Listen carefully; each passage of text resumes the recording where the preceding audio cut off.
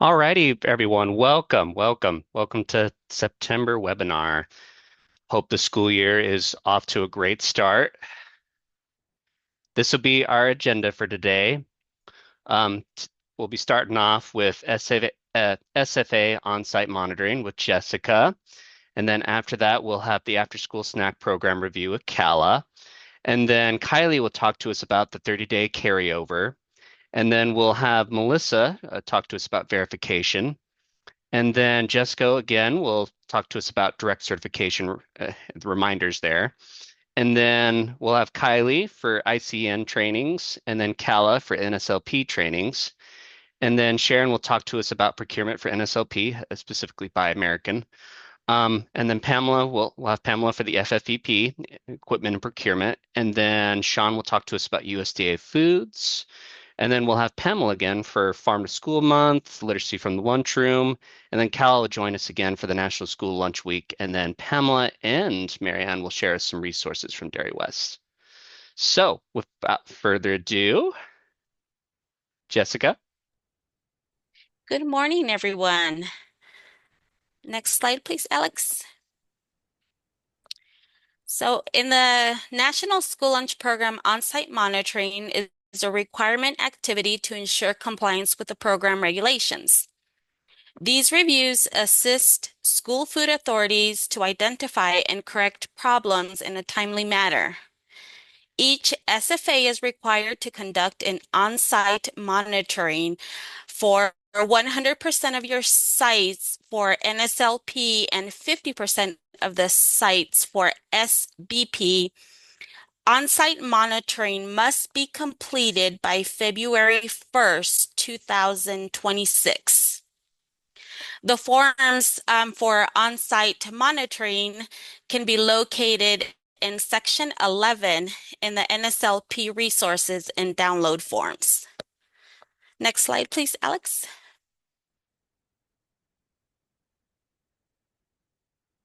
This is also a great opportunity for controlling and ensuring that you could review also your meal counting and claiming. And that's all I have. Thank you, Alex. All right. Good morning, everyone. Just a quick reminder about the after school snack program review. Alex, if you go to the next slide for me, please. So as a reminder, we have to have a review completed twice during each school year. The first needs to be completed during the first 4 weeks of the program operation. So right in this time frame is, we're hitting almost into a month of school for some of our sites. And then again before the program ends, so before the end of the school year. And you can find all the required forms in our My Idaho CNP download forms under section 15. Next slide, please. Thanks, Kala.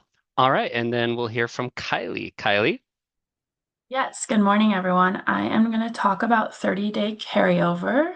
Next slide, please, Alex. Okay, just a reminder on the carryover period, it allows students to temporarily keep their prior year's meal benefit status at the start of the school year while their new eligibility is being determined. So the length of the carryover period is 30 operating days. So operating days are the days school is in session and serving meals. It exists to prevent a gap in meal benefits at the beginning of the school year. And it also gives schools time to process their new applications and conduct direct certification matches. It's important because if no new application is submitted and no new determination is made within those 30 days, on day 31, the student reverts to paid status. And that's all I have on the 30-day carryover. Thanks, Kylie. All right, and then we'll hear from Melissa for verification. Melissa. Good morning, everyone.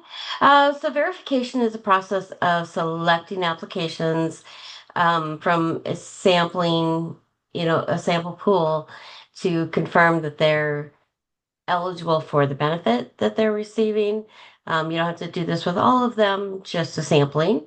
So on October 1st, it starts October 1st, and on October 1st, that first week, you need to count the applications that you have for the sample pool.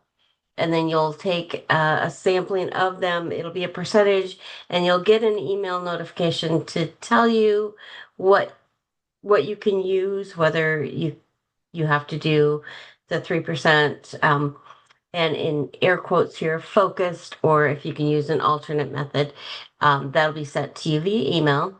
You take those, you select the number, you get those confirmed. So you give them to your confirming official, though just a sampling.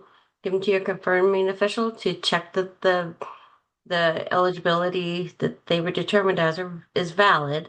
You don't want to be trying to verify somebody with a paid, they're supposed to actually be paying for their meals. Anyway, then you send the letters to the households, and then you run direct certification. There's a method to that madness where you run direct cert last, because if any of those applications come up as being directly certified, the ones that you're having to verify, that completes the verification. You notify the families, you mark that one as complete. You want to advance, please? So in mid-October, then you're going to send a second notice to the households that haven't responded. You tell them that their benefits will end on a specific date with no response. This needs to be done prior to mid-November, so where they're taken off that status. So you want to give them time. So about mid-October is when you want to run that, and then mid to late October you need to run direct cert again. And check, if you're a public school, you want to check the state level matches that you get, because you'll need those numbers at the end of October in advance. And then October 31st. So just a word on October 31st this year. It's on a Friday. Not everybody is in school on Friday, I understand. So your day would be October 30th.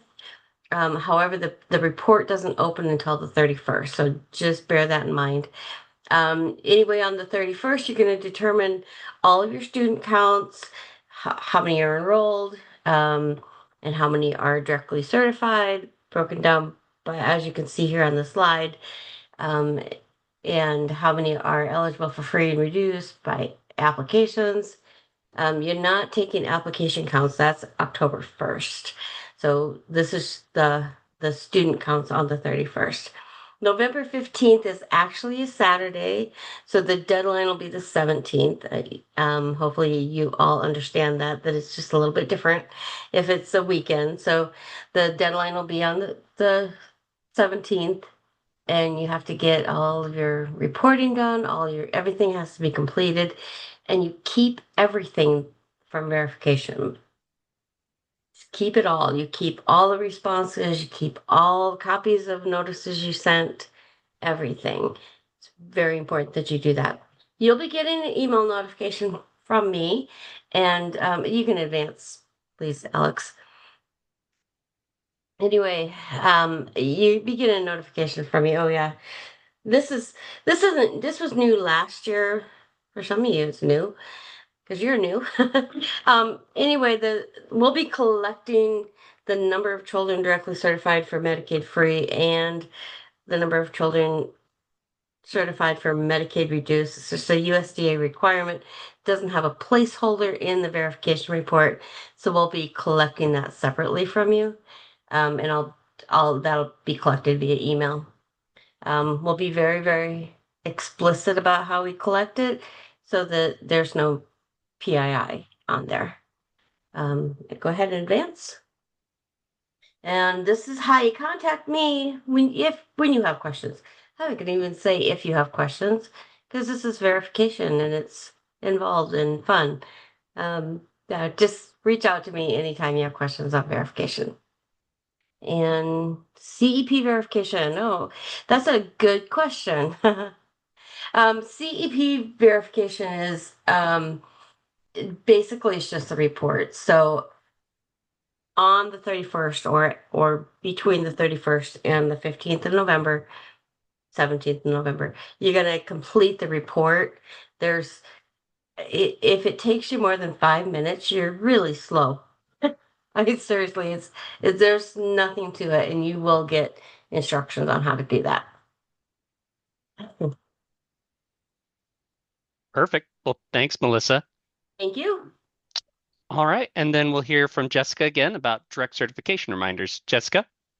Thanks, Alex. Next slide, please. So this is just a friendly reminder to run your direct certification report of a minimum of 3 times per year at the beginning of the school year, 90 days later, and then 180 days after that, 3 distinct times, running a list for new matches as early and as often as possible, identify students' eligibility for free meals and limits accrual of unpaid meal charges. Next slide, please, Alex.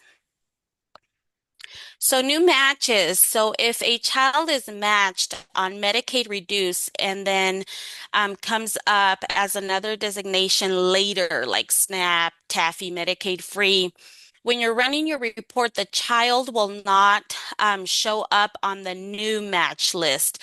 So we do want to keep an eye out on that and just make sure that your students are getting the correct eligibility when they do come up. So that is all I have. Thank you, Alex. Thanks, Jessica. All right, and then we'll hear from Kylie again about ICN trainings. Kylie? Thanks, Alex. You can go to the next slide. All right, so these are just a couple of trainings through the Institute of Child Nutrition. They offer both face-to-face and on-demand trainings. You can explore through the icn.org, or on that second link, you can dive in through their training series on that second link provided. They're just excellent tools to help expand your knowledge and skills for both you and your team. That's all I have. Thanks, Kylie. All right, and then we'll hear from Kala regarding NSLP trainings. Kala? Yeah, thanks, Alex. You can go ahead and go to the next slide for me, please. We have our upcoming NSLP 101 and 102 trainings. These are taking place next week, Tuesday and Wednesday at Dairy West. We have a time frame of 8 to 5 p.m. And they are just a deeper dive into some of the things that we talked about at our annual mandatory trainings. So this is a great opportunity for those who might not have been able to make it to our mandatory training to come to these ones. Or if they have some new directors who are really still in that learning phase, these are some deep dives into the topics that we went over back in August. And if anyone, just wants to come and get a refresher, please do. But make sure you go ahead and sign up in the My Idaho CNP training portal. You can go on to the next one. Yeah. All right, and then we'll be hearing from Pamela regarding the FFVP equipment and procurement. Pamela? Yes. Good morning. Yes, my turn. Next slide, please. Okay, so the FFVP equipment, there are 2 allocations for you. For those of you who have FFVP, you know that there are 2 allocations. There's the July, September, and then the October through June. And there's little time to get it spent.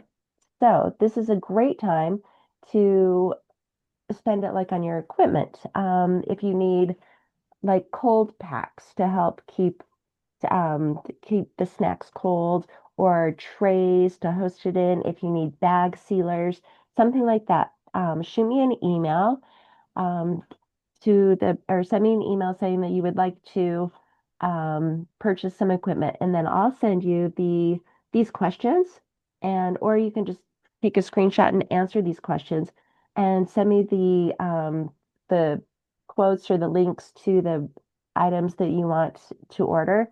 And remember, though, that equipment plus labor has to be less than 10% of your total grant. But this is a good way to get that first allocation spent. And please let me know when you have questions on this. Next slide, please. Okay, so there's for the FFEP, the Buy American exception form is still required unless the non-domestic food is on the FAR list. The foods non-available articles list is from the USDA, and this is why you still need the country of origin. FFEP encourages schools to provide, snacks that don't always get tried, like your rambutans and dragon fruits, those sorts of things. Um, to kids, you don't have to you don't have to include it in the 10% cap because this operates from a grant, not your entitlement. So it's separate from that. You don't have to include it in the 10% cap, but you do still have to maintain documentation through the exception form. And that's what I have for you. Thanks. Thanks, Pamela. All right, and then we'll hear from Sharon regarding procurement. Sharon? Alex, next slide, please. So procurement review. Procurement review is a desk review, meaning we do not conduct on-site visits. For schools that are receiving a procurement review this year, notification letters were sent out in August. The review will focus on documents from school year 24-25. The entrance date that you see, September 30th on your packet, marks the official start of the review by the procurement team. We would like all requested documents to be uploaded to MyIDO CNP by this date. This remote review takes time and relies on quick communications. Prompt response would be helpful to complete it efficiently. Please review your previous cycle closure letter and address any technical assistance that may have been provided, as these issues will now be treated as direct findings in the current procurement review. Next slide, please, Alex. Next slide again. Procurement for Buy American. The Buy American requirements apply to purchases of agricultural commodity produced in the US. The 10% cap applies only to non-domestic total annual commercial food purchase. These include fresh, frozen, or canned food. While items included on the far list do not require documentation, these items must be tracked and included in the 10% non-domestic threshold cap. You would not include USDA foods, USDA DOD, and produce purchased with the fresh fruit and vegetable grant. We have recently learned that spices and herbs are non-domestic, must be calculated in the total commercial food cost when looking at the cap.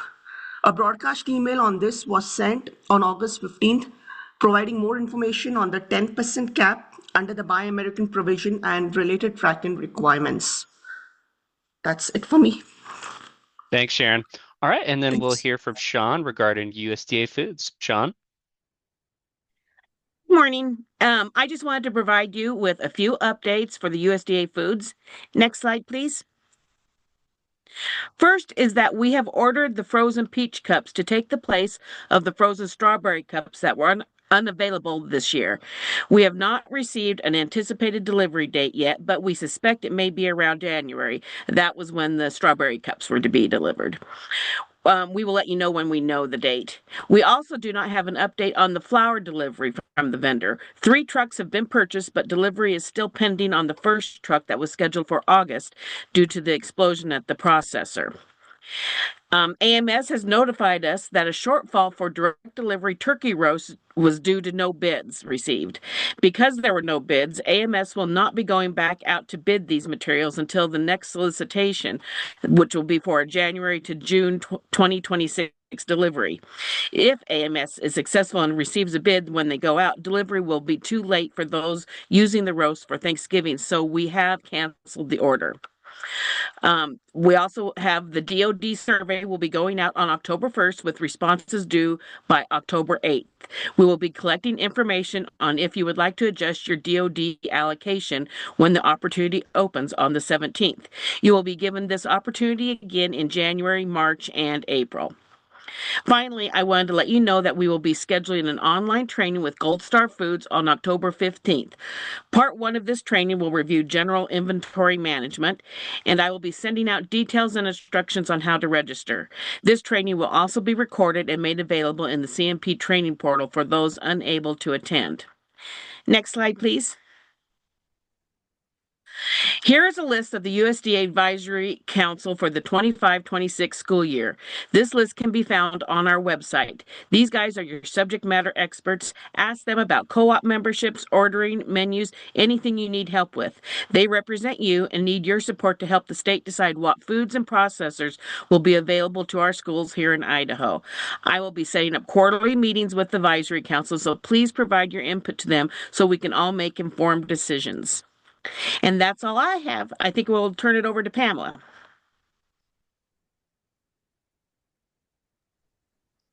My favorite, Farm to School Month. Yay, next slide, please.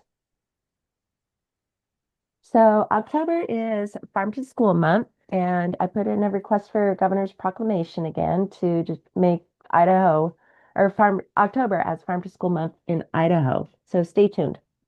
I know some folks are having harvest celebrations and farmers markets and other activities. Some are holding tasting events. Many are integrating local produce into their FFEP activities. The cafeteria posters with the local food served today section should be easy to fill out right now. So whatever you're doing, let me know. It's excuse me, definitely a good time for local produce. Next slide, please. And then we're going to have another crunch day. This year it's going to be October 22nd. And at 10:15, wherever you are, take a minute to have a crunch into an Idaho apple or carrot or potato. You decide. If that time doesn't work for you, that's okay. And if you prefer to take a crunch into something else, that's okay too. We're celebrating eating local foods and supporting Idaho farmers. And in fact, September is still Idaho Preferred Month. You might be seeing those products highlighted in the grocery store. And two, to bring it into the schools helps kids know the connection and make that connection that local foods are important and available to them. So anyway, we would love to hear about your crunch day. And literally, if you can send an audio clip, that would be fun. And however you can fit it into your schedule, that would be fine. I'm going to put a link for a sign up in the chat. And I'm even working on getting some funds to cover it for you. Next slide, please. So how will you celebrate Farm to School Month? Um, there's a Harvest Hippo game, dress like a farmer, invite a farmer to school day. Get your wellness committee involved and let them know that farmers love to, after their harvest, they love to come for visits. They love to interact with kids. You can visit a farm in the neighborhood if you can. However you celebrate, please take pictures and we'll share them on the webinar in November. Next slide, please. Oh, so this is fun. This is from Jamie and Teton. And she said, we're only 2 weeks into the school year and have already upped our produce game. This year, she's partnered with some local farms to bring produce for the grab-and-go salads at Teton Middle School and Teton High School. Here are some photos of the wonderful salads that they had one week. They had mixed head lettuce, radishes, arugula, spring mix, mizuna, cucumbers, and cherry tomatoes, all from Cane Water Farm in Victor. They've also received donations from the school garden. The schools produced some zucchini and squash over the summer. She said there wasn't a ton, but they served them to the middle schoolers, and the sixth grade class inhaled them. It was a lot of fun to see. And then her cooks also made fresh pico de gallo salsa and served it with the street tacos on the second day of school. The tomatoes came from a local farm in Victor, Sweet Hollow Farms as well. And she really wanted to brag about how wonderful the cooks are, and the community that's really enjoyed seeing the farm to school happen in their district. She said the majority of produce still comes from Grassmick, but still counts the baby steps as win. So again, however you celebrate, send in pictures. It's great to be able to highlight you guys and provide those ideas to others. Okay. Next slide, please. And here's another one from Gooding. Look at that salad bar, fresh local food straight from the farm to your child's tray. Alex, on this slide, can you if you click on the slide, can you play the audio? Yeah, wait for it.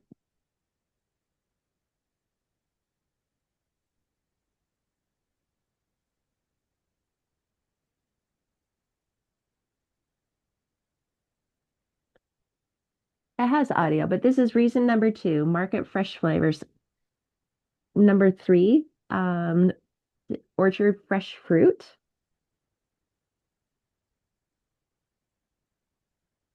Number 4, they have black beans that they serve.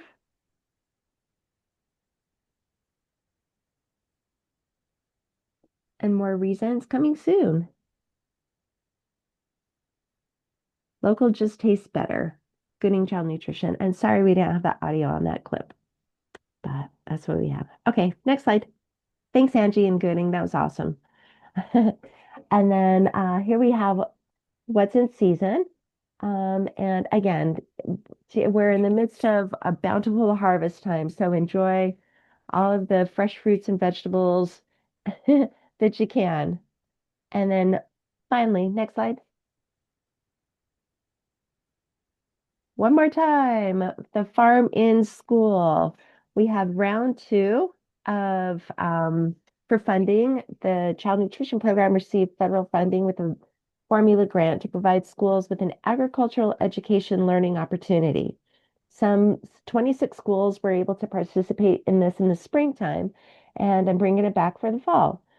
Middle and high schools participating in the USDA's child nutrition programs are eligible to apply through their wellness committee as defined in their local wellness policy.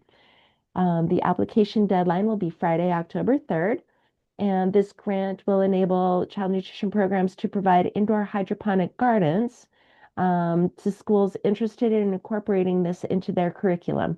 The first round went over so well. There's a word cloud that shows what everybody said about it. You'll get a hydroponic garden kit like you see on the left, and schools will have until January 2026 to grow their garden using the system. But our goal is for the hydroponic garden's continued use by students long after the reporting period ends. The project must have a lead person from the wellness committee designated to the project and a clear educational program submitted with the application. Well, I'll check in twice during the grant period between October and January with a midterm and a final survey regarding the status of each project. The information collected through these surveys will be used for federal reporting purposes. Let me put the link to the application and a link to the garden. Let's see. And oops, hydroponic garden grant.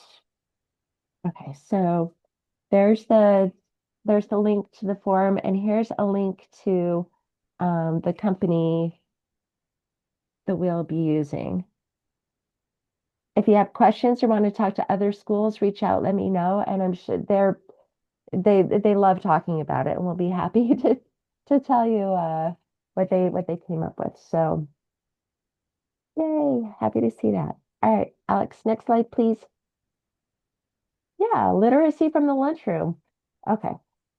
Next slide. Well, we know the Talk Like an International Talk Like Pirate Day is on Friday, September 19th. So here's a question for you. What's the difference between a pirate and a cranberry farmer?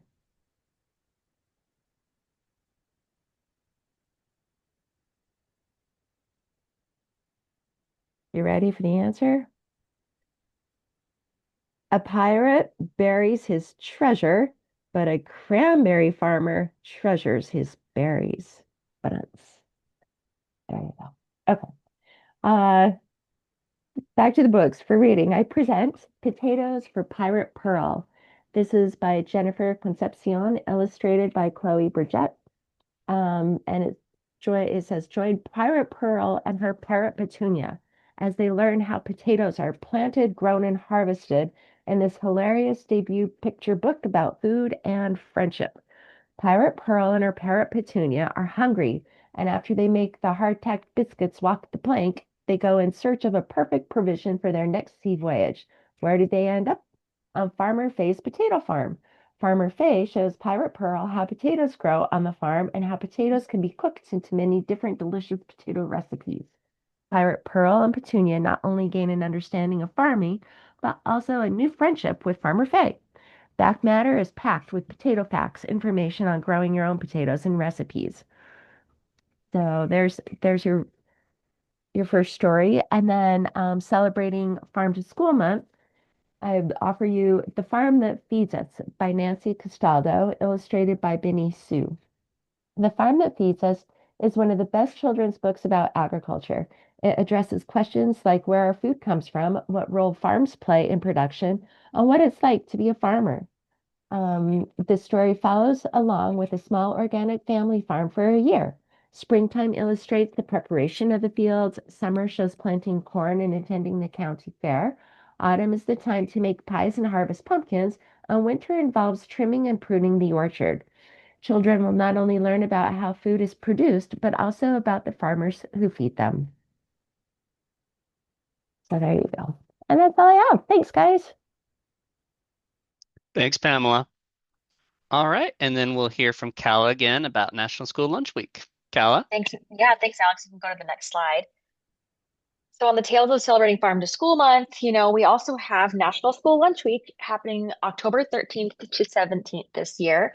The theme is a passport to flavor, a global lunch adventure. So taste the world, your school lunch passport. So we want to see what you guys are doing this year for National School Lunch Week. There's some great resources on the SNA website, digital resources or ideas for what you can do in your school. There's some other ideas listed here on the slide from our good friend Cass, who's not on the call today, but we want to see how you guys are celebrating National School Lunch Week. We'd love to see pictures and just hear from you guys, celebrating your programs and celebrating all your students. Well, thanks, Kala. All right, and then we'll have a Dairy West update with both Pamela and Marianne.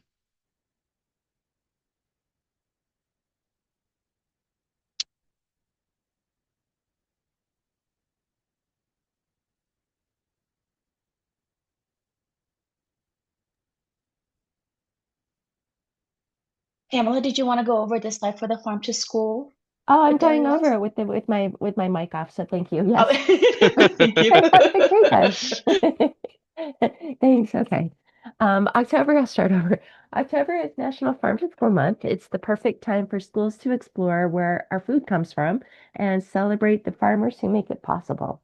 From spotlighting local products to inviting a farmer into your cafeteria, schools have the chance to bring agriculture to life for students while supporting local farms. Dairy West is proud to help make this celebration unforgettable. Bring Farm to School Month to life by hosting a kickoff celebration utilizing Dairy West's resources alongside the National Farm to School Toolkit, spotlighting local products. And a fun fact is that all school milk is local.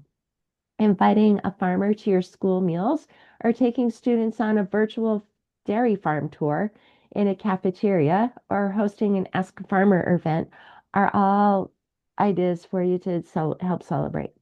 And then additionally, you can check out Dairy West's new Farm to Fridge puzzle activities, perfect for an educational station or kickoff celebration. Kids can piece together the journey of milk from the farm to their fridge, sparking curiosity and conversation. Quantities are limited and available through a materials request form. And if you're interested in being a farm to school kickoff partner, reach out to Gina Benson for more information and opportunities. Yay. And thanks, Dana. She just put a message in the chat. And here's a link for the order form. And here's a link for Dairy West Farm to School, to the Dairy West Farm to School page. Thanks, you guys. That's all I have. Thanks, Pamela. Awesome. Thanks, Pamela. Thanks, Alex. Good morning, everyone. So to continue promoting external tools and resources to our partners, we want to extend this other resource that Dairy West is offering. Dairy West is excited to announce the release of the 2025 Fall Power Up Pack Grant. These packages include everything a school may need, both equipment and marketing options to launch the following mobile serving lines, such as breakfast in the classroom, which is the small cart, breakfast in the classroom, the large cart, breakfast grab and go mobile cart, combination cart for smoothies, lattes, hot chocolate, and a pizza cart. These grants are designed to boost student excitement and increase participation around your school meals programs. Grant application is now open and will close on October 3rd, 2025.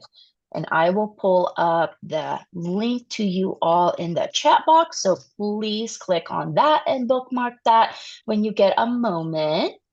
And then additionally, looking to add marketing without additional equipment, there is a marketing only options also available. It increases student excitement in your program by requesting marketing materials designed to engage students, build interest, and increase participation. And so please, again, click on the link in the chat box and bookmark that and provide any questions to Dina at Dairy West. Next slide, Alex. And then lastly, Dairy West would also like to remind everyone about the School Nutrition Facebook group and increase participants by sharing the invite. And so please scan the QR code there or find them in the Facebook through that page. And again, reach out, next slide, Alex, reach out for any questions to Dina Benson with Dairy West. Awesome. Thanks, everyone. Thanks, Marianne. All right, and then this is the date for our next webinar. And then this is our non-discrimination statement and our contact list. And that concludes our presentation, folks. We'd just like to open the floor to any questions or comments.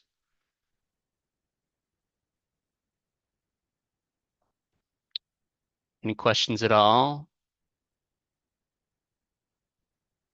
I don't know if there's anything in the chat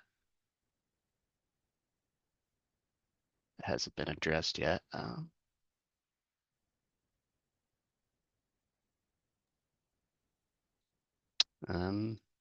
Yeah.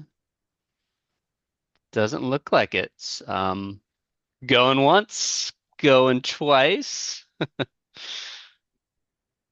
Well, alrighty, folks. Well, I think that will conclude things. Thank you so much for joining us today, and I hope you have a splendid day. Thanks, everybody. Thanks, Alex. We'll see you in October.